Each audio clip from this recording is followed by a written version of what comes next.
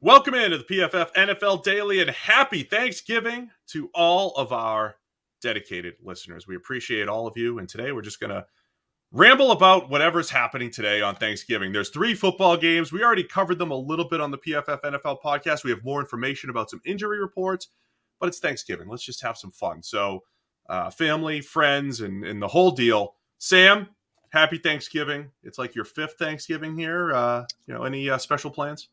Nothing special. We don't, it's not a holiday where we are, so we don't really celebrate it in the same way, but we're going to be cooking, a pretty awesome meal, watch some football, and it's a good day. Good day for everybody. Yeah, we're going to have some fun. So it's Thanksgiving. We want to give you guys something else to look for in these games. Since we recorded the PFF NFL podcast previewing every Week 12 game, we do have some injury status updates. We weren't sure if CeeDee Lamb was going to play for the Dallas Cowboys. It looks like he's a full go. Confirmed. I believe Tyron Smith will be a full go for the Cowboys. Alvin Kamara, Ryan Ramczyk, both out. Marcus Davenport also out for the New Orleans Saints. So let's start with some of those injuries. As far as the Cowboys go, we had a full discussion on Dak Prescott maybe not having his playmakers. No Amari Cooper, but he at least has CeeDee Lamb now in this battle against the Raiders. Yeah, I think that's huge for them. Obviously, CeeDee Lamb, he's got number one receiver ability potential. He can step into the role that Amari Cooper has. Honestly, you can make an argument that CeeDee Lamb is the more important of the two anyway. So I think being able to get him there is absolutely massive. If they had both of those guys missing, we saw last week how bad it can go if you have to lean on Michael Gallup and Cedric Wilson. It's not that those two guys are not talented, but stepping into completely different roles as the number one, number two, it didn't work last week. Now, maybe it would have worked this week, but it's a much bigger question mark. With those two, along with CeeDee Lamb as the number one, I think you have to have a lot more confidence about what this Dallas team can do, and I would make them pretty significant favorites now because of that. CeeDee Lamb has the number 7 receiving grade in the NFL. He is actually grading better than Amari Cooper. I think, part of that Cowboys discussion, you have 2 number ones in Amari Cooper and CeeDee Lamb, but we also, I think coming into the season, Sam, anticipated there would be a point where Lamb kind of took over and became that true number one in the coming years. A little underrated storyline. I hate to reference it just because of the way the Henry Ruggs era, ended with the Raiders, but go back to draft time. Remember, the Raiders were kind of the first team that was expected to take a receiver in that draft. And I put CeeDee Lamb to the Raiders a ton in all of my mock drafts. I thought he'd be perfect for Derek Carr. They went with the speed receiver in Ruggs, but you do get to see Lamb against the Raiders here in this particular matchup. So I think that's a big one for the Cowboys, who are favored by more than a touchdown. And, if they didn't have CeeDee Lamb, we both picked the Raiders. This certainly puts things in Dallas's favor a little bit more. Yeah, that draft pick is going to be one where those two players are always likely to be connected a little bit because of that. I thought at the time that picking Henry Ruggs over CeeDee Lamb was insane. And I think forget what happened. Obviously, that's a tragic event that changes everything and, removed Henry Ruggs from the Raiders, maybe ends his entire NFL career. But even just now, comparing the two on the field, it still feels pretty insane that they went with Ruggs and the speed over CeeDee Lamb, who can do it all and can be that number one guy. Let's go to this Saints Bills game here, because again, when we previewed this, it was okay. The Bills are favored by 6.5. It's on the road against the Saints. If there is a path to beating the Bills, we saw it last week. Jonathan Taylor running all over them. If the Saints had Alvin Kamara and Mark Ingram both healthy, while Kamara is not the bruiser, he can run pretty well behind a good offensive line. But not having Ryan Ramczyk, not having Alvin Kamara makes that strategy maybe a little bit less viable for the Saints in that matchup against the Bills. Yeah, I think I had reservations about whether the Saints were able to kind of game plan that is how you beat Buffalo. And this only adds to that. The players that they need in place to run that kind of plan, they're just not there. It feels really difficult to imagine the scenario where the Saints are able to do what they need to do in order to beat Buffalo the way these other teams have been able to do that. Like, I think there is a very true blueprint to beating the Buffalo Bills on both sides of the ball. The same one on defense as it is against Kansas City. You flood the deep zones. You play those cover 2, cover 4, cover 6 types of shells. You force them underneath. You make Josh Allen play patient football and deliver the ball where it's got to go a dozen times to score on a drive. And both Mahomes and Josh Allen, they get frustrated when you do that, and they make mistakes, and they force turnovers. And particularly Buffalo's offensive line, it's not as good as Kansas City's. It's not amazing. By forcing them to do that and forcing them to kind of find the underneath thing, you actually potentially cause some problems there in terms of pressure as well. And then on the other side of the ball, it's established the run the way the Colts were able to. But the New Orleans Saints, they just don't have the same kind of offensive line that Indy does. If you're listening to us right now on the daily, there's still time, because this Thanksgiving, you could be thankful for family, food, and free bets. That's right, DraftKings Sportsbook, an official sports betting partner of the NFL. They have a Turkey Day no-brainer you can't miss.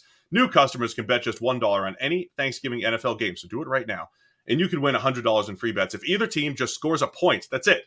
If Sportsbook isn't available in your state yet, you can still get in on the Thanksgiving NFL action. Make your first deposit, and you can play for free for millions with DraftKings daily fantasy football contests. And DraftKings is safe, secure, and reliable. Best of all, you can deposit and withdraw your cash whenever you want. Download the DraftKings Sportsbook app now. Use promo code PFF. Bet just $1 on any Thanksgiving NFL game and win $100 in free bets if either team scores a point. It's promo code PFF this Thanksgiving at DraftKings Sportsbook, an official sports betting partner of the NFL. Must be 21 or older in New Jersey, Indiana, and Pennsylvania only. New customers only. Restrictions apply. See DraftKings.com/sportsbook for details. Gambling problem? Call 1-800-GAMBLER.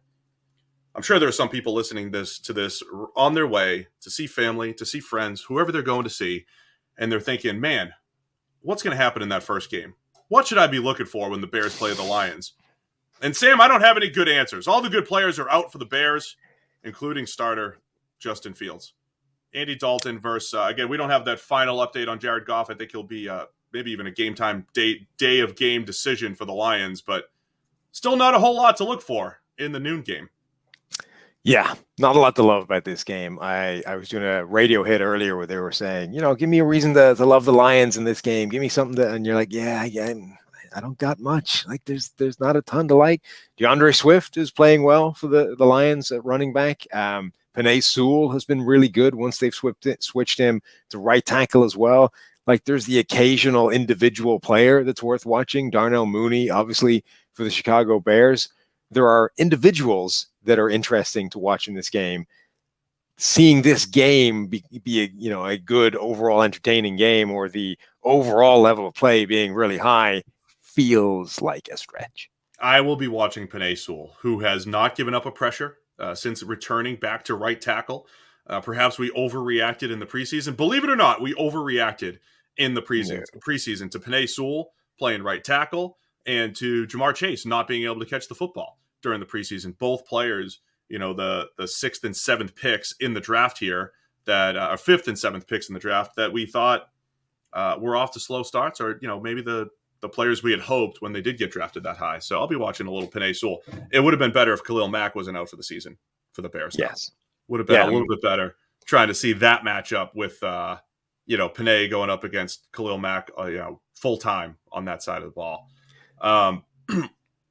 Did you have anything else on that? No, I agree with you. I think that obviously losing Khalil Mack is a huge blow for that defense, and not being able to see him go up against Penei Sewell is a real blow. I have a serious question for you here. I love mashed potatoes, and Kelly doesn't want to make mashed potatoes for me. Okay. What's up with that? Should I make her? Should I really fight it and push it and say, I want mashed potatoes, make this happen on Thanksgiving? It feels like you could make your own if you wanted them. Oh, come on. But she said we're going to cook together other things, but she's pretty much handling the sides. Okay. I'm disappointed. I need a vote. I need a vote from everybody. Should I push this a little bit further? And am I crazy for expecting mashed potatoes? It's kind of a staple here on Thanksgiving. I don't like them, so go whatever you want to do. What are you doing? You have like a prime rib going. What else do you have for sides going here today? I haven't really got that far. I haven't thought about it too much. Come on, no planning, nothing. Well, you get the prime rib is the big thing. We'll figure out everything else later. That's the easy part. I'm very thankful for being able to watch Josh Allen on Thanksgiving overall. The guy that leads the league in turnover-worthy plays, guy who also makes the best big-time throws you see, right? With the cannon for an arm and on the run. One little Josh Allen note. I don't think I mentioned on the PFF NFL podcast, I don't think the offensive line is playing poorly. Sure. I think Allen's starting to get too comfortable playing outside the pocket when he doesn't need to. He had gotten away from that, and I have some of those 2019 Baker Mayfield concerns about Allen. Is that fair?